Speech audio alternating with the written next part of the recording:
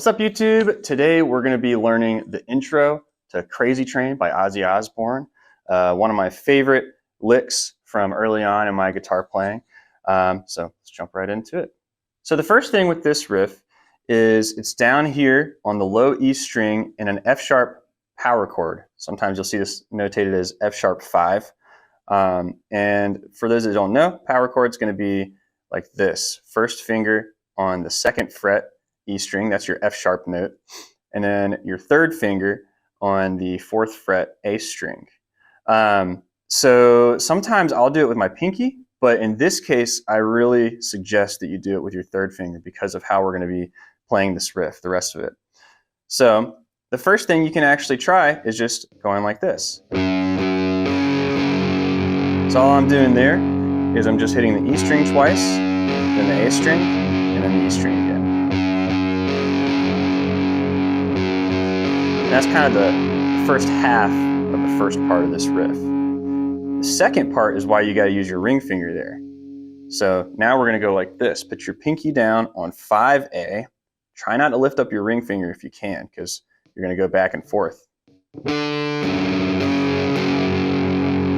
So all I did is I hit 5 on A with my pinky, 2 on E, and then I'll lift my pinky up, do 4A, 2E again. So you can make this into an exercise like this. A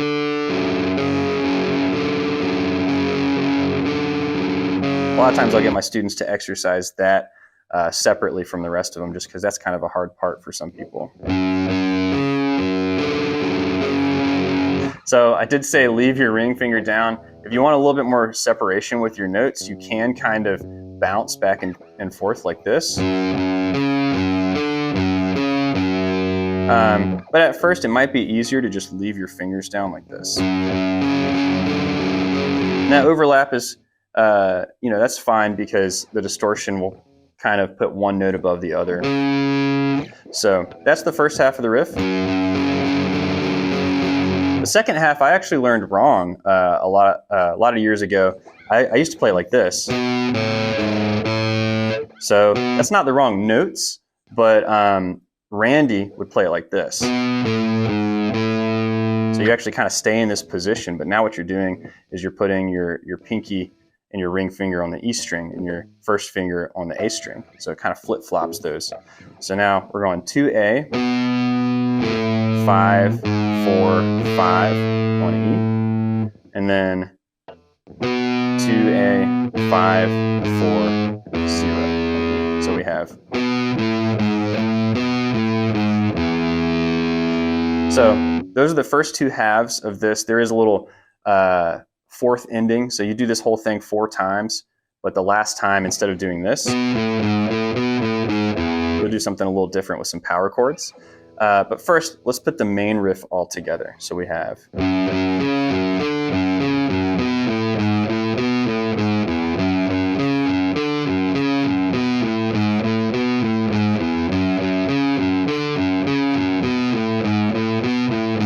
And then on the fourth time, you do this. And you hit some power chords. Now, this is actually a part that I learned differently as well. So first, I'm going to tell you how I think Randy does it. There's very few videos of him playing live, and the one that I could find doesn't actually have his left hand in the frame while he's doing this part. But it's a D power chord, or a D5, and an E5. So the way I'm doing it in this video is like this. You kind of have, if you know your D chord, you're kind of just doing a D chord without the E string, and you're playing open A and open D. So it's just this really beefy power chord like that. So that's 0A, 0D, 2G, 3B.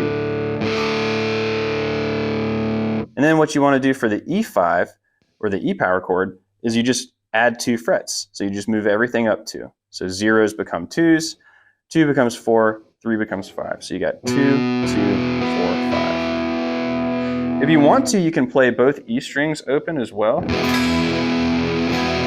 Because obviously it's an E power chord, so we have an E note in our chord. But the way I played it was just like this. So the first 3 times you do it the normal way. And then the last time, that fourth time, is when you add those power chords like this.